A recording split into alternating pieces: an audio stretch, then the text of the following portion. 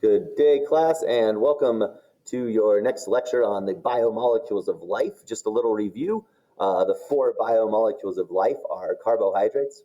You had those in your last lectures, and they are good for energy.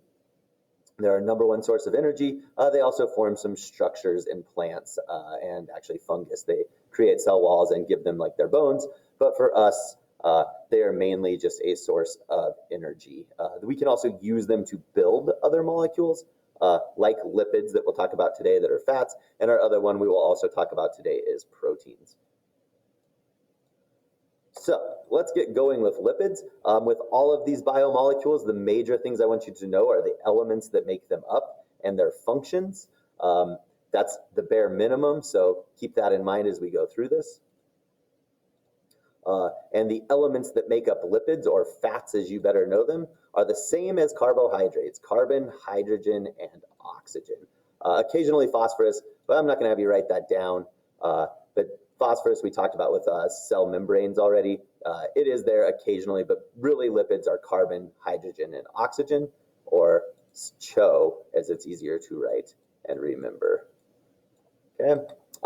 Remember, they are hydrophobic. They're water-hating, so when you pour water and oil together, you should notice, you can do this at home if you haven't already seen it, making mac and cheese or something, but oil just doesn't like water, and it tries to separate from it as much as it can, and so it all condenses together, and hence the saying, like water and oil. So hydrophobic, water-hating. The monomers, which is a big term for just the building blocks, these are like the types of chemicals that build them together, are called fatty acids. Fatty acids should be easy to remember because lipids are fats. So if you have a question, the building blocks of lipids, as long as you remember lipid is a fat, fatty acids should come into play really, really well. Not so easy for monosaccharides or amino acids we'll talk about next, but for fatty acids, you better get that one right. Okay? We're going to talk about three different types of fats. We're going to talk about triglycerides. Anytime you see tri, that should make you think three. Glycerides are also a monomer of fat, but I'm not having you memorize them. And these are the fats that when we think of fat in food, this is the fat we think of in food. And we're going to break those into three different types: saturated fats, unsaturated fats, and hydrogenated fats. We'll go over those soon. We're going to go into those a little bit more in depth. We've already talked about phospholipids. They make up plasma membranes or cell membranes and membranes around all your organelles. And then steroids is the last type of fat, and they create hormones and cholesterol, which are also very important for life. And we'll kind of go into those quick. I'm going to go through fats fairly fast. They are super important for life, but I think with the limited amount of time we get together, I really think proteins are more important, so we'll spend more time on that. But I do at least want you to know these basics, like the building blocks are fatty acids. They're made up of carbon, hydrogen, and oxygen. Super important. Make sure you star those in your notes and write them down. Beyond that, we'll just give you a little information because it's good to know things about how the world works. Also, towards your health, there's a lot of diets and stuff out there that really aren't based in science. They're based in pseudoscience. So somebody took a general biology class like this, and they remember hearing about fats and everything else, and so they come up with these diets that may not even actually be good for you because they don't really understand how they work in their cell. And so I want you guys to at least be educated on what's good for you and bad for you. And the truth is, when it comes to food, most foods aren't bad or good. You need food to live. It's just if you eat too much of a food, or sometimes with carbohydrates and diabetes, if you get too much sugar all at once, your body has trouble handling that. So you need to limit how much sugar you eat at once, or limit the way you get that sugar. Like drinking a soda can with 1,000 calories for a big gulp doesn't really do you much good, and it puts a lot of stress on your body. But eating a candy bar, once before a run or something is not going to hurt you at all. So fats, once again, are not going to hurt you as well, as long as you don't eat too many of them. And also, if you don't eat enough of them, it can cause a lot of issues as well, because fats are going to see very important. So triglycerides are the ones that we find are the fats I want you to know the most about. They're called triglycerides because this is a glycerol right here, and you'll notice that I'm circling three of them. And then there are three fatty acids, which are these long chains of carbons and hydrogens. And what I want you to know, anytime you see these carbons and hydrogens, that means lots of energy is held in the bonds of these carbons and hydrogens. Gasoline has lots of carbon and hydrogens. We make a lot of energy out of it. Coal, lots of carbon and hydrogens, lots of energy out of it. Alcohol, you can burn, lots of energy, carbon and hydrogens. So anytime you see lots of carbon and hydrogens together, lots of energy. We find triglycerides, this is like your fatty foods, dairies, meats, egg yolks, oils. Their function, this is the other thing I really need you to know about fat, is insulation, especially for mammals and birds. So think of a polar bear, a seal, they have lots of blubber around them, which is a triglyceride fat, and it helps them stay warm, or it can also help them stay cool. It insulates the body. They also provide protection for our organs. That's why we tend to put a lot of fat around our belly, because we don't have bones there, and the fat can absorb some hits and stuff like that to keep you safe. And it's also a really good source of energy. It's our secondary source of energy. Fat is loaded with energy, and so it's really good for using for energy. So if you don't have sugar ready, your body will actually turn these fats into sugar, and you can use energy really quickly from fat. Sometimes that's actually the better way to use energy, especially for muscles and stuff like that. But your brain, which is mostly made of fat, actually requires sugar, really does require sugar. So you can't just completely cut sugar out of your diet for a long period of time. You will cause brain issues in the future and fatigue, as well as you can't cut fat out because you wouldn't be able to make enough fat for your brain. So you always need a little bit of these things, just not excess amounts. And as I talked about being lots of calories, 9 calories per gram compared to 4 calories in sugar, so, or proteins, lots and lots of energy. So let's go over the 3 types of fats, and then we'll quickly get through the rest of these. So here we have liquid fats in the form of oil. This typically comes from plants, and it is what we call unsaturated. This is a fake fat that we'll talk about that is no longer good for us that we know of, and kind of talk about how science sometimes comes up with great ideas that just don't really, when science goes further, because science just means we test and see the results. That means not all the things that come out of science are good, and we find that through future testing, we can still be better. So always be looking at something and thinking, we can do better, and we can understand it better, and you need to do tests to see how it affects people and affects life and changes the world. And finally, we have solid fats, which come from animals and are saturated. So let's talk about saturated fats. They're the ones that everybody I drool over. Oh, they look so good. Bacon fat. Oh, salmon, all fatty and delicious. Oh, a nice little New York strip here with this marbled fat. Cheese. And most people think this fat is better tasting. I mean, I actually like all fats, so not really. But so saturated fat means the fatty acids are full of hydrogen. So when I look down here at this fatty acid, it's got a hydrogen bonded to it everywhere. Now I want you to look at this fatty acid and notice that it's missing hydrogens right here. So this is not full, this is full. This is saturated, okay? So saturated means full of hydrogens, and that makes it more likely to be solid at room temperature. And so animals typically use saturated fats in storage. Okay, so these are animal fats. They're solid at room temperature.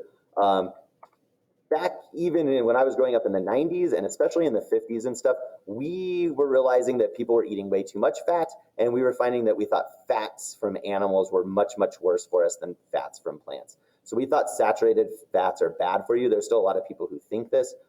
In moderation and low numbers, we need certain saturated fats like omega-3s from salmon and stuff like that.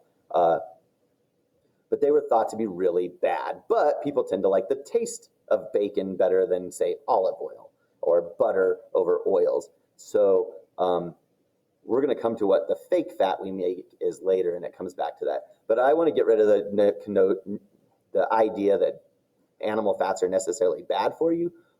Maybe the way we farm animals is bad for the environment and everything, but animal fat, you need some of it. Just over excess of it could be bad for your heart and stuff. But over excess of any fat can be bad for your heart. Animal fats tend to have higher cholesterol fats too, which too much cholesterol for certain people can be bad as well. So you may want to watch how much you eat if you have cholesterol problems. But in general, just don't overeat fats. Okay, unsaturated fats were thought to be the good fats. Really, fats are fats, and neither great nor bad. Certain ones are better processed by the body, and we'll get into that. But unsaturated fats come from plants, so they're olive oil, coconut oil, peanut oil, sesame oil, all the oils, and they're liquid at room temperature, really good to see it. And once again, we see right here, unsaturated, they're missing 2 hydrogens. So That is what unsaturated means, not all the hydrogens, they're liquid. And so, since people thought that saturated fats were bad for you but tasted way better, and unsaturated fats were better for you, scientists in the 50s thought, how awesome is I should just take hydrogens and bombard it into this oil, and those hydrogens are going to stick to here, and this is going to become saturated, and when it becomes saturated, it's going to become solid, and people are going to love the taste of it. And the truth was, people did really love the taste of it. It was delicious, wonderful stuff, and we made something called hydrogenated or trans fats. So Crisco, your great-grandmother probably cooked all kinds of things with Crisco, and we had margarines, and these were thought to be so good for us, and they tasted better, and they came from a plant, so they were going to be really healthy. Great marketing, but as science proved as we looked into the future and people ate this and results came back, well, it turns out since this was a nice fake oil, our body can't digest it. So enzymes we'll talk about next, it doesn't digest it well. It ends up getting stuck to us and cause all kinds of heart problems. So it was not natural. It was created in labs. Just did not turn out to be good for you. So today there's a few breakfast burritos, frozen burritos, maybe some frozen foods that still use trans fats. But if you look on a label, you rarely see trans fats anymore. So I really probably don't even need to talk about them anymore. But I think it's good to talk about how science came up with this great idea that they thought was good. But science also discovered that it was really bad for us, and we have now gotten rid of trans fats. So if you see trans fats on something, try not to eat a lot of that. A little bit here and there probably won't hurt you, but you can't really process it, so not really healthy for your heart and your mind. Okay, we've talked about phospholipids, so I'm not going to go too far on them. They're composed of 2 fatty acids, and these have that phosphate group, and they form up the phospholipid bilayer. That's really all I'm going to say about them because we already talked about them. Hopefully it rings a bell. They do that really cool thing where they're hydrophobic on the tail, so they turn away from the water, like all these tails turn here, no water, and then on the top they like water, so they form this really cool fluid membrane. So here's a review of our biomolecules all in that plasma membrane that we talked about. So we have our phospholipids. We also have cholesterol, which we'll talk about a little bit next, which is a fat. We have carbohydrates in our cell membranes, and we also have proteins, which we'll talk about next. So all of our biomolecules you see right here in the cell membrane of the cell, and all through the cell. Last one we'll talk about is steroids. Instead of making those long C's with H's, I can't draw really well, I don't know why I'm doing this, C's with H's that make up the fatty acids. These fatty acids form rings. More chemistry, we won't get into it much. But what steroids do is they make hormones, like sex hormones, testosterone and estrogen, very important for us. So if you starve your body of fat completely, you don't have any testosterone and you won't have any estrogen, and so you'll have trouble building muscles. And as a female, you won't be able to bear children or anything because you don't have enough sex hormones. So sometimes you need a little bit of fat. You cannot starve yourself. And one other type of steroid is cholesterol. And I just want to go over the functions of it. It's used to make sex hormones. It also strengthens our cell membrane and is very important in the brain. So it coats our neurons, very important in our brain. But too much cholesterol can cause damage and heart disease. So be careful of how much cholesterol you eat, especially if you're genetically prone to it. That is all for fats. Like I said, the big thing I want you to know is the elements they're made out of, their functions. So remember, function, insulation, protectant, secondary source of energy, and finally, carbon, hydrogen, and oxygen. That is all, and take your little notes on this, and then next you're going to be taking notes on proteins. I don't expect you to do it all in one shot, but it will be due by the end of the week.